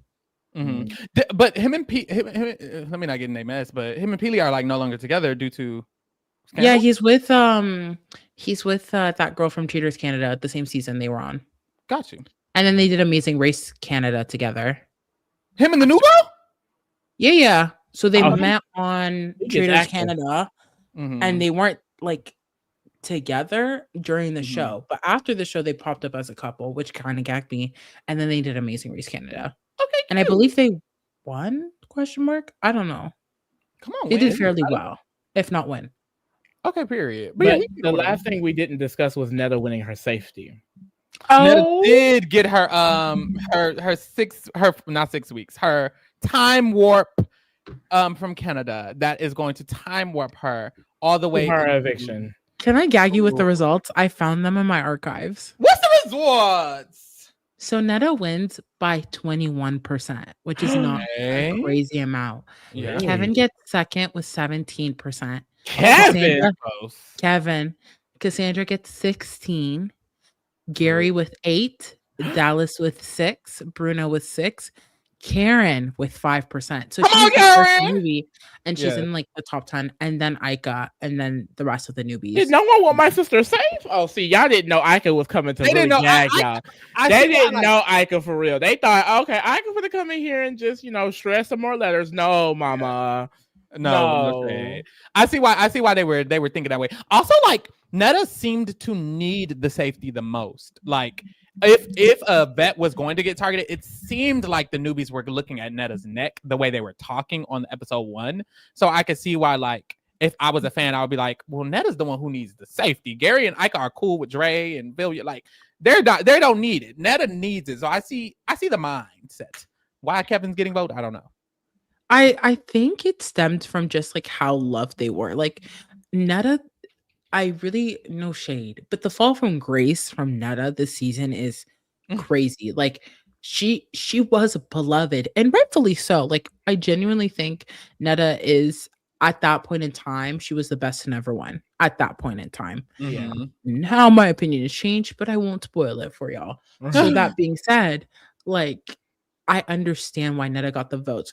The issue is that also, like, the other vets that weren't on the show, sorry, like the alumni, were also pushing for Netta. At the time, like, she was with John Party, the winner of season 2, and I remember him, like, I remember vividly seeing tweets about, like, keeping her safe. Like, I think a lot of alumni did push for her in that regard, but I think they really handed her a disservice, not because of what happens, but inherently, like, if you tell someone, hey, like, you're safe for a whole season, like, then people go, well, you didn't have to fight for half the season. Why should you win? Like, this is a season-long game. Like, there's X amount of days, and you only really had to play for half of them. Like, let's say if she gets to the end.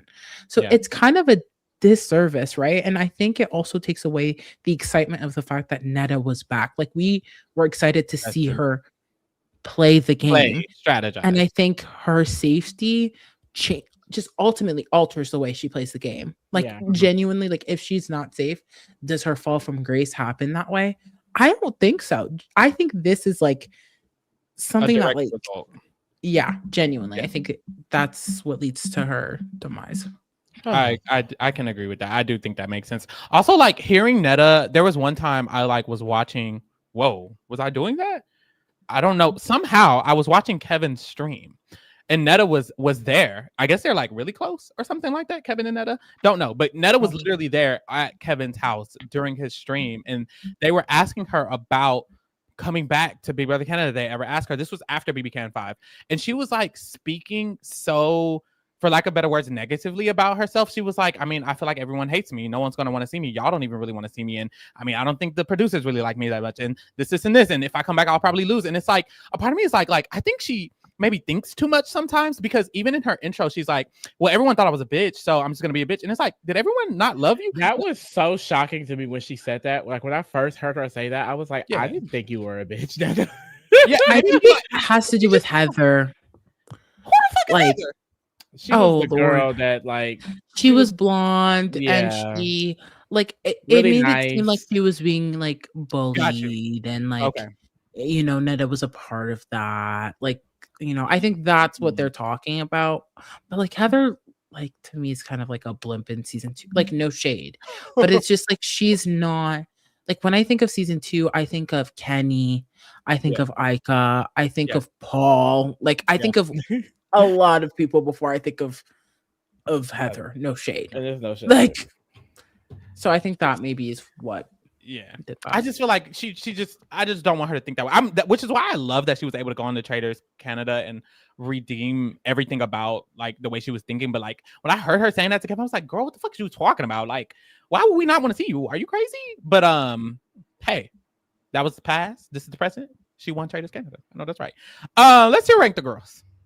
Boom. Yes. Of course, we have our tiers as usual. Top Kai, Asylum Child, Mid Camp, and then the Mother at the motherfucking top. Of course, we could go ahead and start with the person who went home, which is Mark, baby. Did we have any thoughts? Girl, Chop. Damn. I The was fact that saying you even Kaya wanna because be I don't know nice- who he is. Is Kaya worse than Chop? Kaya, in a way, this is what's so Well, hard. I don't think Kaya is worse than Chop. Kaya is like, I don't know who you really are. Like, what did you do? Who are you? Okay. And that's why I feel like it's him. I do feel like he's who is he? Okay. Normally I just like go based off like the order I'm seeing it, right? Valid. Because Chop is below Kaya, I'm like, okay, like Chop. You're the bottom, you're the worst you could be. Which some people Right. have argued that. Some people said Kaya Salo needs to be the last one, but to me it's like it's not worse because Chop means I don't like you. Oh, In my okay. mind. You know what? In my mind, yeah. He's you know what? I agree. He's Kaya. Is it? I thought it was Kia this entire time. Kia A lot of Asylum. them. Everyone Kaya. does. It's Kaya. I think he Kaya fits there Asylum. better, but we'll move with the flows. We'll move with the flows. I can go with her. I can go with her. We'll move with the flows. This order is random, so we're just gonna go in this random order that they have. Dre. Oh, Oh, put her up. mother. I feel like this is my thing. Are we? Because baby, the Dre that I know is immediately mother, but I'm like episode 1 and 2. She's camp for now. So she voted with the majority. She voted with the majority. She voted with fell the on the majority. premiere. No, because that was iconic. Because we used that gif of her like for years. It was Like, iconic. it was iconic. But also like the fact that she was the only newbie to be really on it, in my opinion, like being like, Yeah. hey, like actually, like we shouldn't vote that way. Like, I agree. is it too early to put her mother? Like to me, like she kind of mothered. She mothered in a way that she could. You know what I mean? think she mothered in a camp way. Okay. I see that because everything she did was campy. I think even the way she spoke to Karen in that it was a very camp conversation. I see camp, but she's on the cusp of mother, and that's never Okay. She's on the cusp of mother. she's camp son. Who is this? Bruno? Oh Lord. I don't know. He won the veto. Okay, am I ranking this like just genuinely how I personally feel or this week? How do you feel about them in this first week? This week, how do you feel? I think he deserves mid. Like I think because he's a vet. He's in the actually it's because I don't like him. So part of me just wants to put him in Chop. But like maybe he is Cha. Lee, what you think? Because I don't. Kaya, I don't know who that man is. He won the veto. He won the veto this week. I don't know who that man is. I think maybe we put him in Cha. I think Cha. Oh no, the chat saying Kaya down. Kaya down. Bruno Kaya. Borno. Bruno Kaya. Pharaoh don't start. Damn, I think I was also thinking Child. No shade. We can do Child, but the chat is saying Kaya. I don't think you can't. I know who he like is. there are so many other people in this cast that get That's true. Kaya. That's true. Do you know what I mean? That's true. Bruno wins veto, and this is mind you, I wanted to put him in top. Chop He's personally, involved. But he's involved this week. Like if I have to be, I agree. True to the art of this ranking, he needs to be in Chop. I do agree. I just have no thought. Same with Ryder. I have no thoughts, and rightfully so. Rightfully so. Mother Sandra. She's camp. She kind of ate Dimitri up. She kind of ate Dimitri up and told him what to do. No shame. She's camp. No, she did do that, but she's camp. She's camp. Very campy of that. Very campy for that. Very campy for arguing with Ika and getting ate up by them. Very campy. Everything she did just screams camp. She just is camp. True. She's camp. She looks camp in the eye every day. Very, very much so. Period. I hate to say it. Who the fuck is this? Dallas? Girl. Yeah, it's a Kaya. Yeah, because he's Kaya, but let me tell you something. This your man? Dallas in season 4. No, that's not my man. That's not my man. Oh, okay. Dallas in season 4 being like a bull in a china shop. The fact that he is Kia is kind of a slay for him because like every other week in season 4 he was doing too much. The fact that we barely saw that man on the TV was great for his game, but that obviously changes very quickly. So it's like Kia, but like positive in my opinion. Okay, good thing. We have Dimitri. baby, you was finna go home, and that's just the fact. It's giving child. Go home. Child That down. he lay his head beside Ika every day. I think it's Put him giving in child child. too. I could put him above Bruno. No, because he almost went home. You literally Bruno won veto. Like, and I don't like Bruno. Literally They didn't use it on him, so you literally almost went home. Dylan, I don't know who the fuck that is.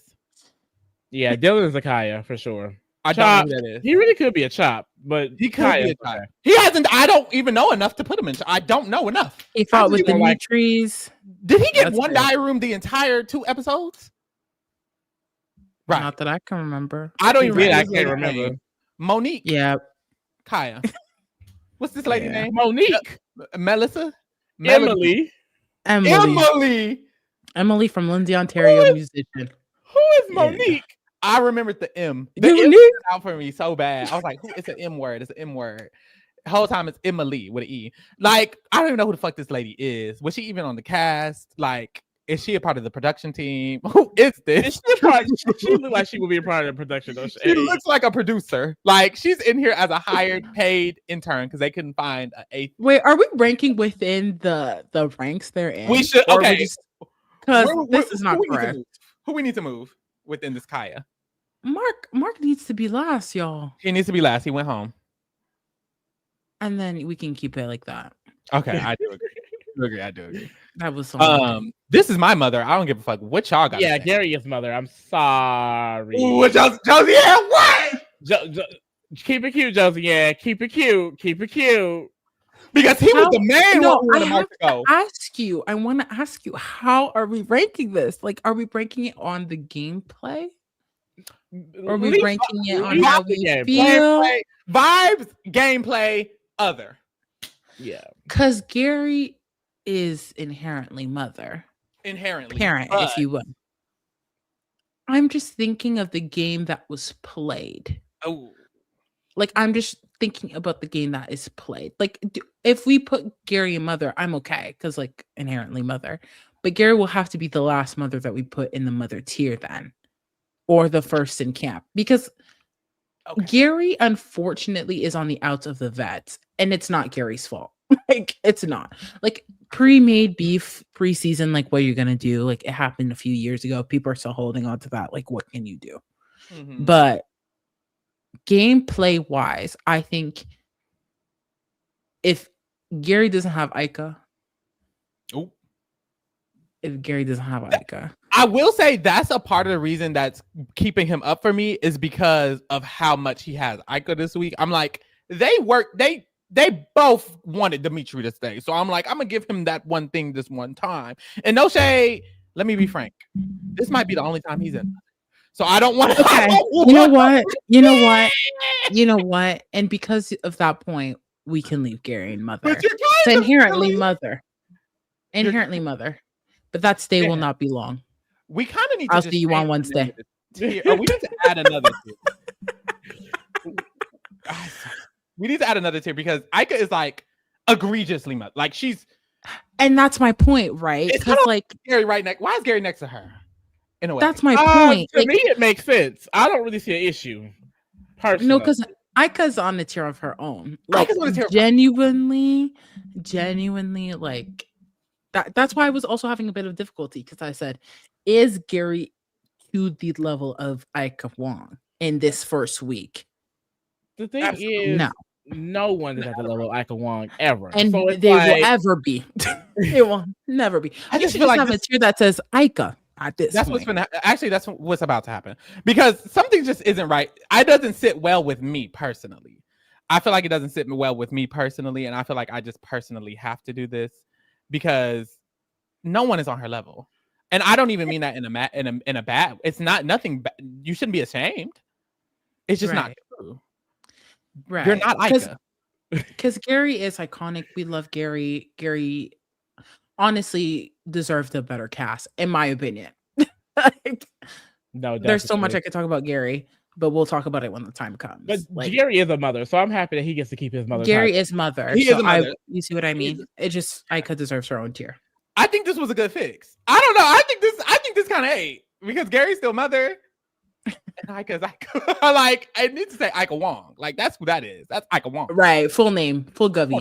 Hold on. Boom. Next we have, personally, I don't like this lady. Oh. Chop. We can put her in Chop. I don't like her. I found her annoying. I'm telling you right now, if there is something that's going to happen all season, Jackie has a permanent spot on Chop. If I am there, she is there. I am so there is no way Jackie, because she gets more irritating. Like, and that's scary. Get more irritating? That's scary. Oh, like I'm really trying not to spoil this experience for you. Oh, I don't even know. But when the times will come, you'll hear me voice. Oh boy. Next we have Karen. I feel like we have to give Karen Mother this episode. We do. Oh, above Gary. Don't even play. Gary. Thank above you. Gary. What she said? She said, "I'm not much for hunting, but I'm going big buck hunting today." And this and that's why y'all haven't fucking won. For sure. But Karen, that's why none of you have won. Look at you. Why was she eating them up like that all week? But she was telling the truth. No shit. It was. I am not leaving until my knuckles bleed. I said, yes. Y'all, the way Karen is the only person who outlasted every single vet from their first appearance. No vet on their first appearance, other than Gary, made final 2. And Karen did it.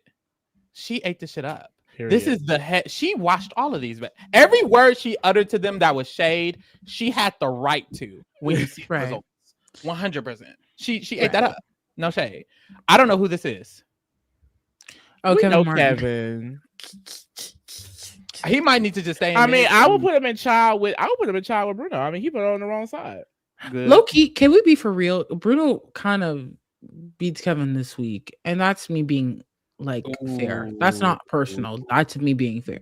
Ooh, because they both tried. At least Bruno went to veto.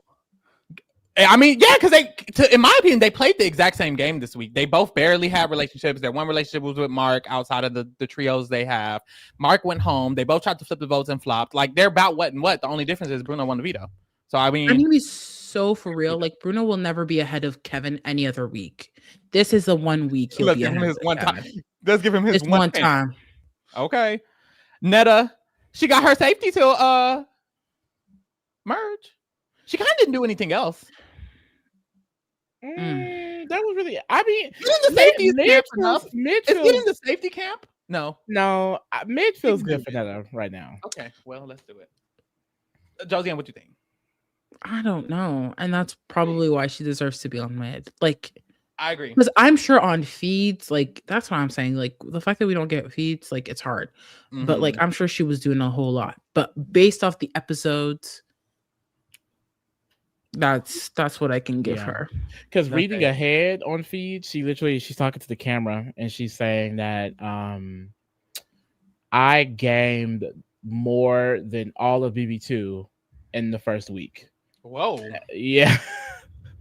So I don't know what the fuck was happening in that first week, but baby, it had to have been crazy. Damn, I wish I would have saw that. Because they were arguing. Like they were arguing a lot. Like one thing this season, like they were arguing a lot. And I think that's why the first week sets the precedence, right? They kind of establish what is happening in their ecosystem, like their ecosystem, sorry. Yeah. And so the norm that is set is chaos and yelling and arguing, which is why the rest of the season is so iconic. Because they set that tone that's okay. Like this is normal. Yeah. Like Mark doing his big one and then having people left, right, set and arguing. It became their normal. That was the limits had been made. So now the yelling and arguing is fine. Yeah, literally. Child. Who we got? William. Who the fuck is that? You're Kaya. Definitely Kaya. I'm going based off this weekend, not personal. Yeah. But I love William. Kaya, baby. William, je t'aime. Like Kaya, this baby. is not me. This is not me. Your French sister, your French connection.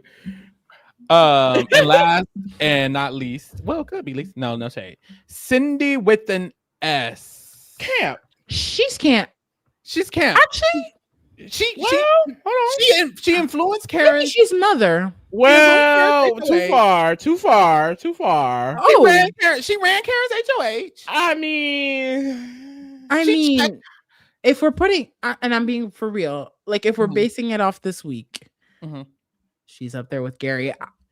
Girl, that's what you lost me, Josie. No, like let's be real. Sydney controls the first half of that week. Sydney controls that first part of that week, and Nika controls the second half. And that's me being real. And which half mattered? Well, only one half mattered.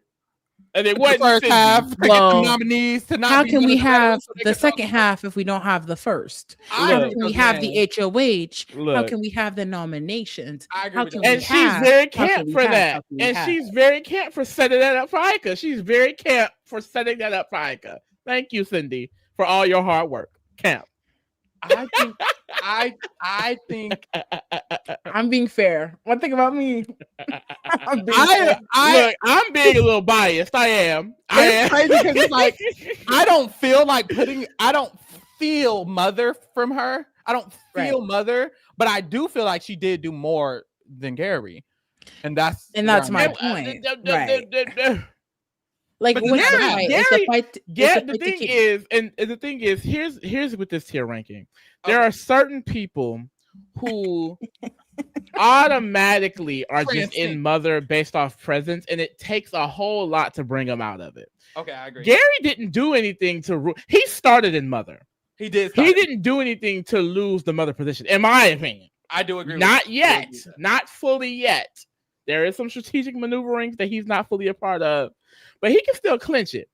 Yep. Cindy, yes, she ran the HOH, but then she got checked by Ika and then sat there. She did get checked by Ika.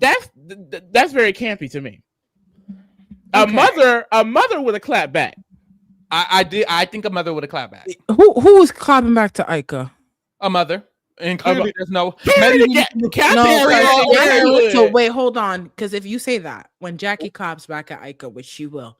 Oh, girl, Jackie can't even clap. Right. It's all about. It's not. The system is not. We are masters at moving the goalpost. We have to move the goalpost. Okay, Jackie don't get the same goalpost. With an S is camp. So camp for a C, I fear. Camp for a C. Okay, camp with a C. Camp with an S. See, I'm just camp with an S. Trying to understand the system. Look, it's mainly just vibes. It's mainly just vibes. It's because mother is an energy.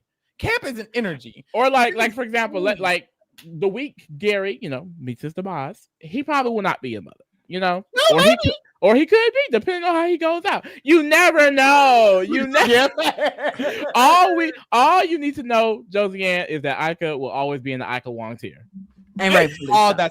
That's the one consistent. And Jackie's rightfully so. Might as well call it the Jackie tier. Don't play. Just Jackie. Will someone else make it there? Maybe, and maybe I'll have to change it back to Shop. Oh my God. The two polar opposites, Ika and Jackie. Yep. Yeah. She don't get a name tier. Let me put it back to Chop. You don't get a name. Oh, she's not. Oh, yeah, because she's not that. You took that Tia. Period. All right, y'all.